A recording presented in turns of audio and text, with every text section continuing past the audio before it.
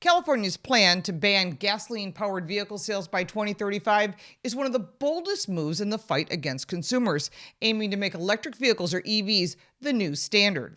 Over a dozen states follow California's lead, influencing nearly half of the U.S. car sales. But this push faces some fierce opposition from Republicans in Congress, to EPAs Secretary Lee Zeldin, fuel industry giants, and even the Supreme Court, who argue it's costly overreach that limits consumers' choice and threatens jobs. Next week is a very important vote that will potentially change the direction of this mandate. This high-stakes debate is on Capitol Hill and possibly onto the Supreme Court. Knowing the impacts and what it means for all drivers may surprise you. But before we jump in, I want to remind you to like this video and to subscribe to this channel to keep up with what's going on in your automotive world. And a quick word from our sponsor. People ask me all the time how I don't look my age. Well, here's one of my secrets. I've been using Native Path krill oil because these omega-3s are sourced from wild-caught krill. They absorb quickly, no fishy aftertaste, teeny small pill that's half the size of regular pills, and it has powerful antioxidants. I noticed a difference within a week, reduced my joint pain, inflammation, skin aging, and improved my mental sharpness. And I've been taking this for months now and noticed a huge difference. Right now, you can get this at getkrill.com/Lauren for a special 66% discount. That's getkrill.com/Lauren. How the heck did we get here? California wanted to crack down on smog because in the 1960s, it was so bad in Los Angeles, so thick it stung people's eyes and lungs. California created the Air Resources Board in 1967 to tackle air pollution, pushing regulations like catalytic converters that affected the whole country. When Congress passed the Clean Air Act in 1970, it set federal emission standards but gave California a unique carve-out to set stricter rules for its pollution issues. Other states could adopt California's standards, but none could create their own. One state cannot create the rule for the other 49 states, and no one car company will build cars for one or a dozen states. That same product will be built for the entire country, and that's the result. And California gets to make the rules.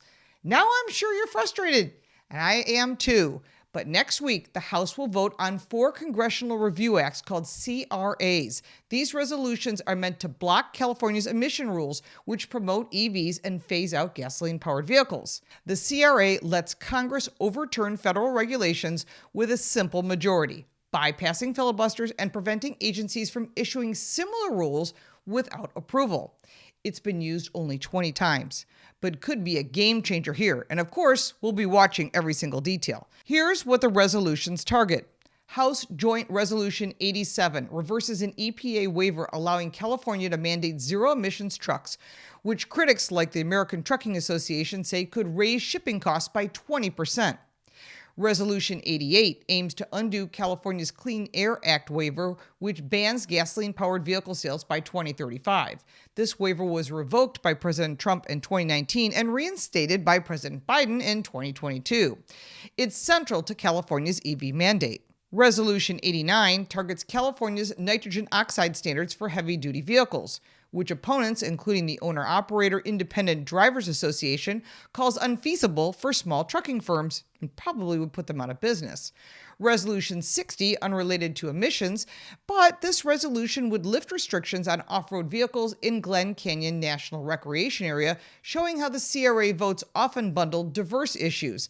Very interesting. Republicans, backed by President Trump, argued that these rules force electric vehicles onto consumers, raise vehicle prices, and hurt industries like oil and trucking.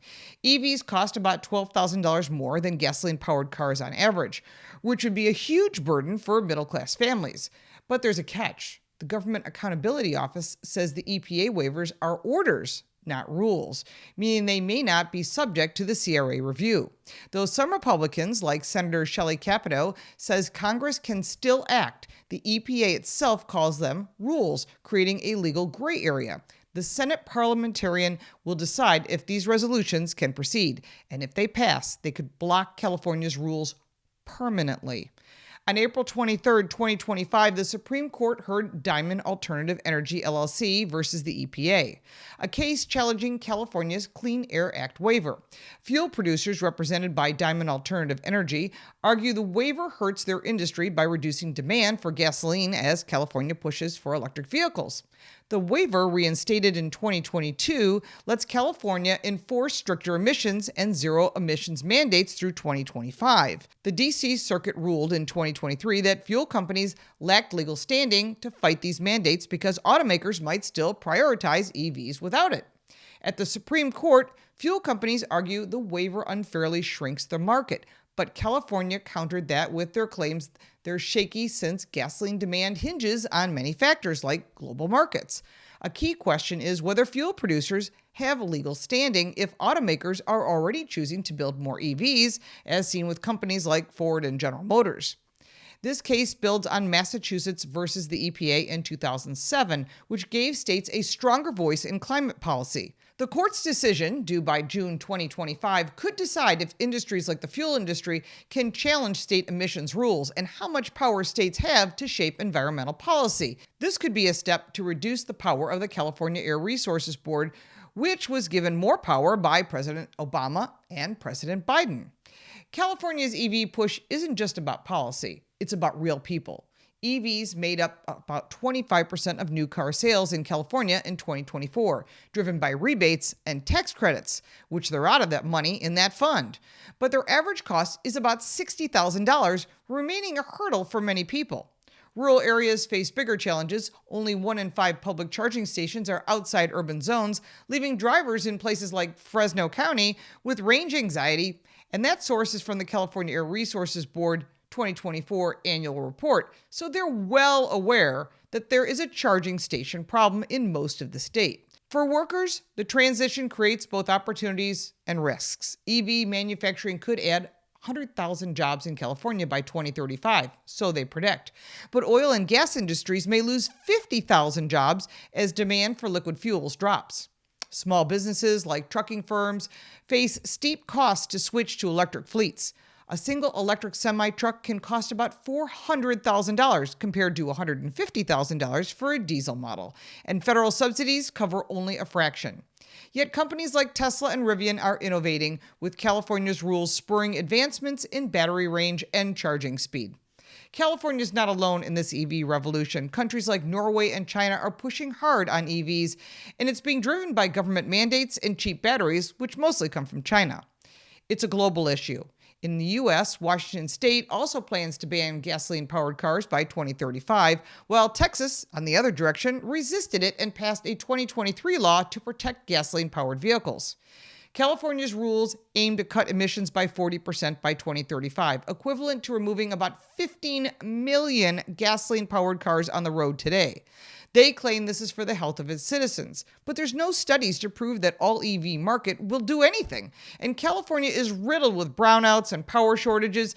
The economic costs are too great for something that's unproven, and the impact could make California and other states go broke.